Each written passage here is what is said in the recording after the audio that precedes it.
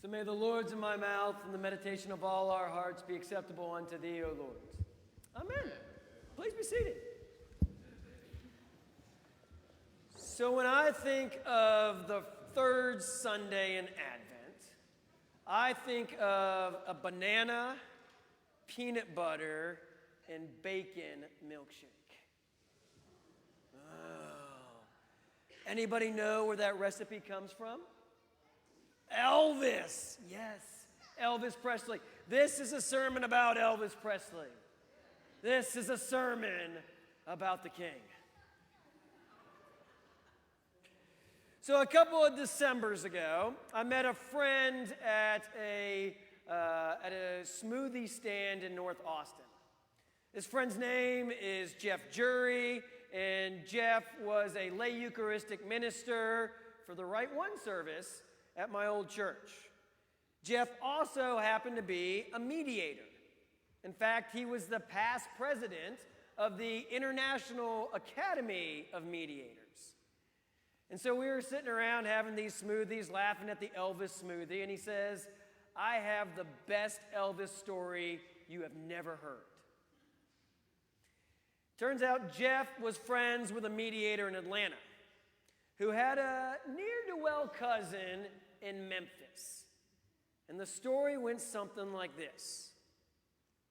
The ne'er-do-well cousin was one of those folks that just kept making bad decisions. Nothing major and nothing violent, but he had enough drunken disorderlies and petty thefts that his family had pretty much disowned him. And so one December 23rd, he had landed himself back in the Shelby County prison without any hope of bail. This was a new low, even for this cousin, Christmas in jail. But nobody was going to bail him out. So imagine his surprise the next day, Christmas Eve, when the bailiff shows up and says, "Hey, someone posted your bail, get on out of here." The cousin was having this blue Christmas. He didn't think anybody was thinking about him, let alone willing to post his bail. And so he shuffles out the front door in curiosity and gratitude. And who should he see? None other than Elvis Presley, y'all. And the cousin says Elvis looked at him and said something to the effect of, "Fella, nobody should spend Christmas in prison. You need a ride home to your mama or your lady?" No, you don't. I had dreams of opening a drive-through chapel dressed as an Elvis priest. You know, I don't think that stream of income is available. But y'all, the king worked for the King of Kings.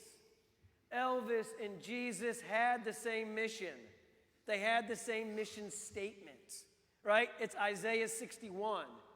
We heard that today. Does that sound familiar, that Old Testament reading? Yeah? We oftentimes hear it associated with Luke chapter 4, right? This is the scroll that they give Jesus to read in the synagogue. And he reads it out loud, he rolls it back up, and he said, "Today in your hearing, this prophecy has been fulfilled." This is the mission statement of Jesus Christ. This is the calling of apostles and disciples and all of us who follow Christ. We are called to proclaim good news to the oppressed, to bind up the brokenhearted, to proclaim liberty to captives, freedom to prisoners, in the year of the Lord's favor. Sometimes that means we are called to pray for people in those circumstances. And sometimes that means going down to the local lockup on Christmas Eve and posting bail for complete strangers.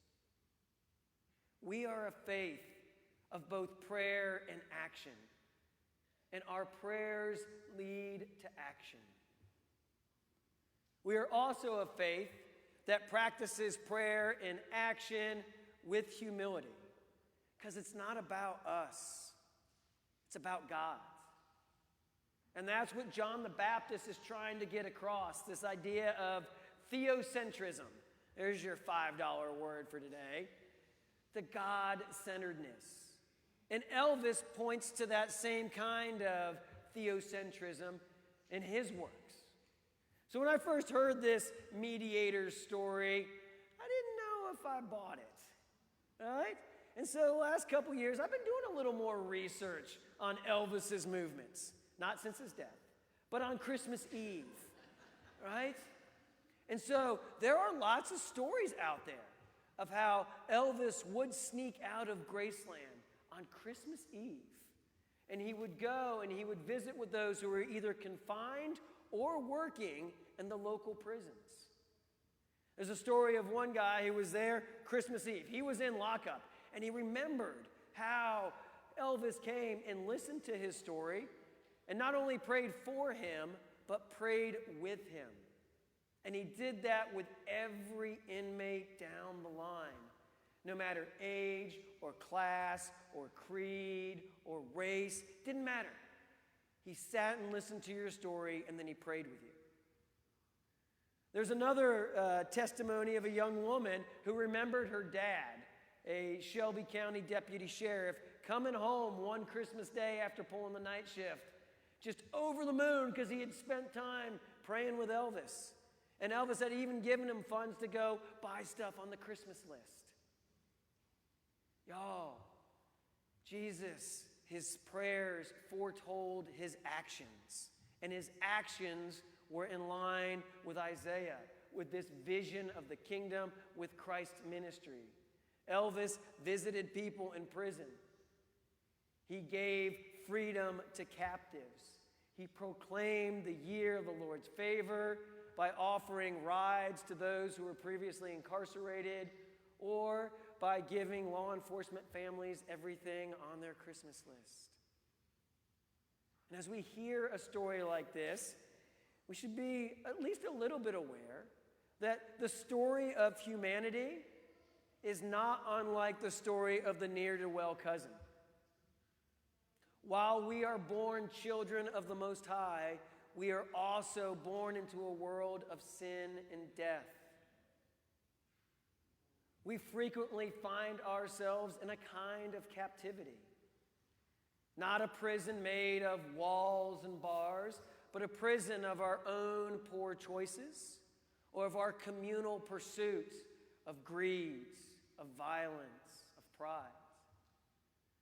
That prison can be a little tougher to see, yet no less oppressive.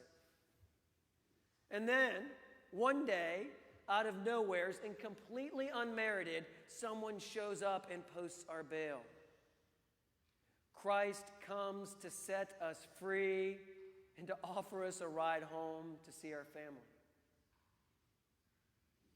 And through this process, we become people who can testify to that miracle, people who can testify to that light and to that freedom. So on this last day, or this last week of Advent, as we lead up to Christmas Day, go forth and pray and act. Move in that same vision that Isaiah cast. You know, proclaim the good news to the oppressed. You can write a letter or send funds to St. George's Anglican Church in Baghdad, Iraq, who for the first time in 20 years will be able to ring their Christmas bells. You can bind up the brokenhearted. If you know of anyone who has lost a loved one this year, give them a call this week. You can proclaim liberty to captives. We have our diaper pantry here on Wednesday. Volunteer or donate. Help those struggling families know a little bit of financial freedom. I'm hoping one of you will be the Elvis of Hayes County and free the prisoners. Christmas Eve, you all show up down at the Hayes County lockup and post bail for a couple folks. Y'all, we can proclaim the year of the Lord's favor, and it starts by just inviting someone to church. If you've got a friend that doesn't have a place to go on Christmas Eve, invite them here. in this season of Advent, as we lead up to the birth of Christ, we can testify to the light. We are not the light, to be clear, but we can testify to that light. And we can help others avoid a blue Christmas if we just are able to share the hunka burning love of Jesus Christ. Amen.